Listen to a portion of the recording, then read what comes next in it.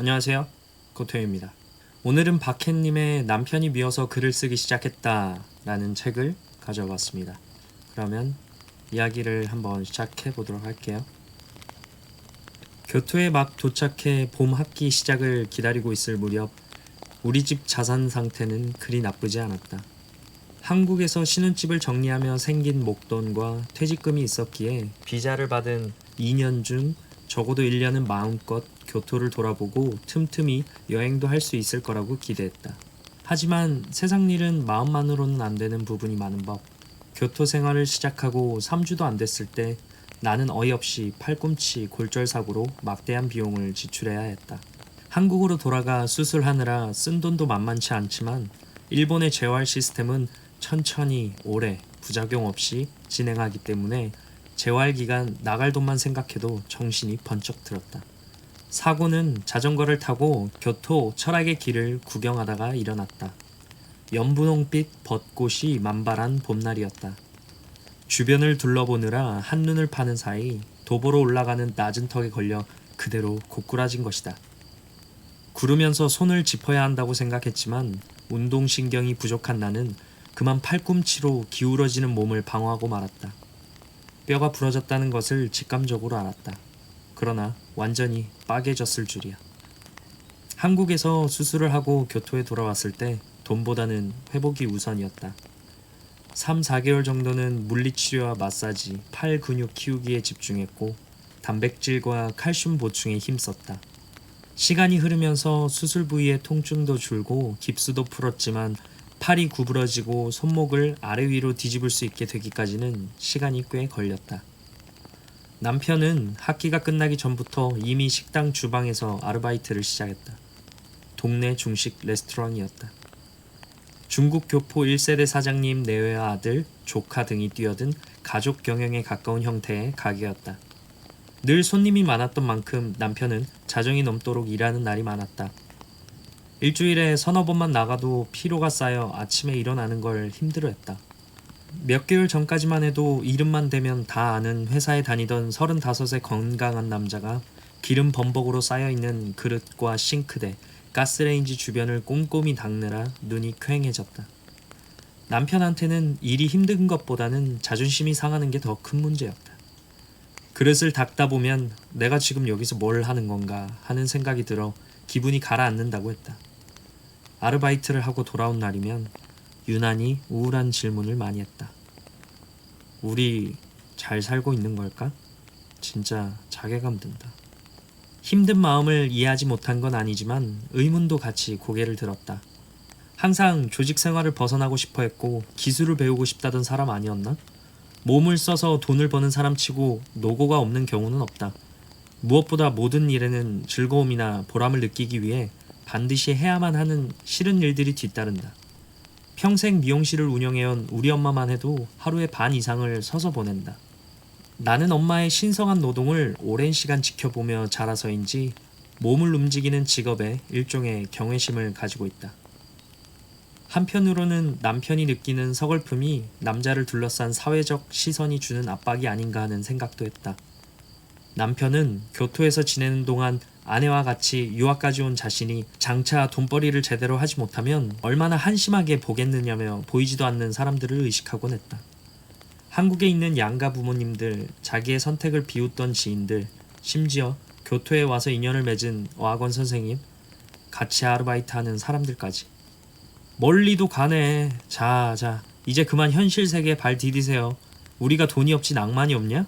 아르바이트가 어때서? 기죽지 말라고. 더 열심히 운동을 했다. 빨리 몸을 회복하고 싶었다.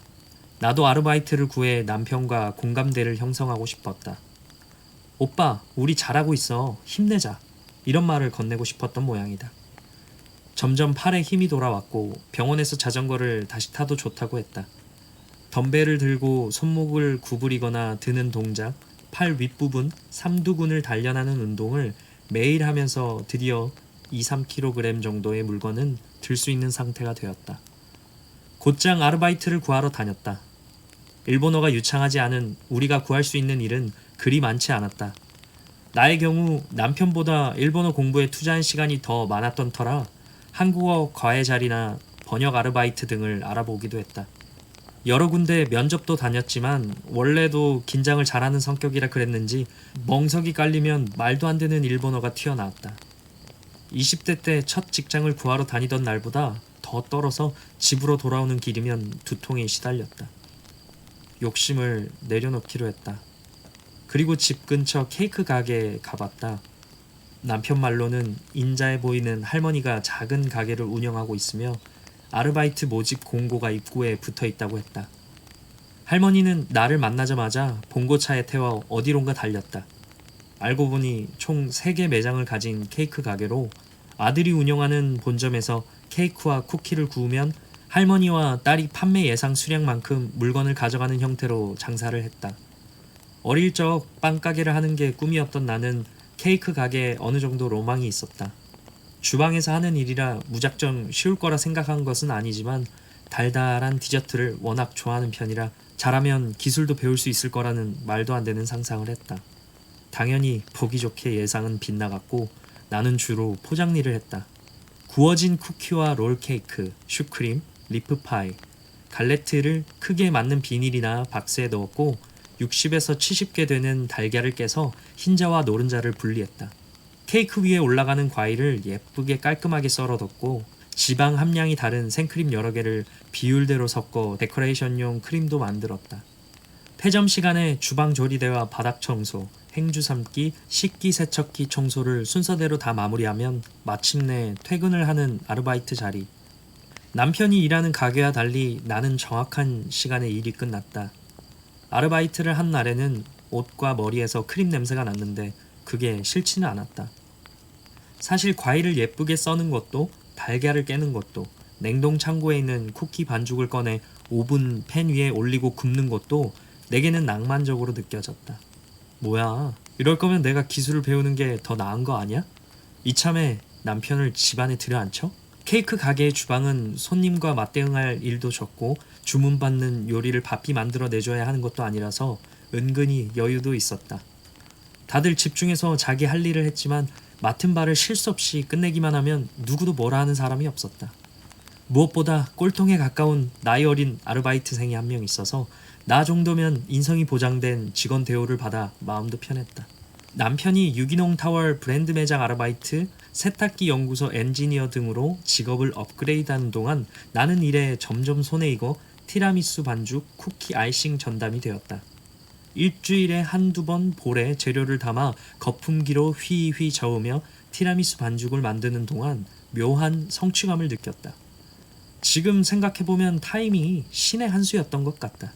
꼴통 알바생이 무단 결근을 밥 먹듯이 하다가 해고를 당하면서 자연스럽게 내 역할이 생겼으니 말이다. 이것저것 배울 수 있었던 것도 좋았지만 그보다 해가 바뀌고 임신으로 입덧이 심해지기 직전까지 무사히 한 곳에서 아르바이트를 이어갈 수 있었던 게 가장 다행이었다. 단순히 일을 한다고 해서 내가 단순한 사람이 되는 건 아니다. 그래서 누군가 내 일에 대해 선입견을 가져도 만족할 만한 수익이 보장되어 있지 않아도 좋아하는 일을 하고 있다면 그뿐이다. 심지어 그게 행복한 삶이라는 생각을 한다.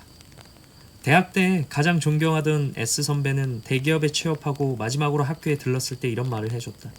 반짝아, 좋아하는 일, 잘할 수 있는 일, 잘하고 싶은 일, 이 3가지 조건이 다 맞는 일을 구하면 그건 진짜 행운이야. 하지만 셋 중에 하나라도 해당된다면 도전해볼 가치가 있어. 선배의 말 때문이었는지 원래도 내가 그런 사람이었는지 모르겠다. 나는 하고 싶은 일을 찾고 정하는데 크게 거리낌이 없다. 솔직히 출판사 편집자는 들으면 놀랄 정도로 월급이 적은 편이고 매해 연봉 인상률도 낮다. 그래도 돈을 많이 벌거나 안정적인 직장에 다니는 친구들에 비해 좋아하는 일을 하고 있어 다행이라는 생각을 종종 하곤 했다. 남편이 다른 일을 찾고 싶다고 말했을 때 그래, 더 늦기 전에 꿈을 찾으면 좋지 하고 생각했던 것도 내가 자꾸 내세울 것 없는 행복의 맛을 조금은 아는 사람이었기 때문일 것이다. 평생 직장이 옛말이 된 세상이지만 그래도 평생 직업은 충분히 자기 의지로 실현할 수 있을 테니 말이다. 평생 넉넉하진 않아도 재밌게 살게 해줄게. 남편은 결혼 전에 이런 말을 하며 밉살스러운 프로포즈를 했었다. 그땐 별 생각이 없었는데 요즘에서야 나는 그 자리에서 남편을 혼쭐 내지 않은 걸 후회한다. 가끔은 남편이 프로포즈할 때 했던 말은 농담이고 나를 평생 든든하게 부양할 거라고 말해주는 상상을 한다. 그러다가 아니야, 나도 내가 좋아하는 일을 가능한 오랫동안 하고 싶은걸, 머리털이 성성해질 때까지 하며 갈등을 겪는다. 이번 생이 끝날 때까지 이런 고민은 계속될 것이다. 그래도 우리 삶에 한마디 유머가 이어질 수 있다면 그걸로 족하다. 다시 한번 한참을 고민하다가 보탠다. 아직까지는 진심이니까 거짓말은 아니야.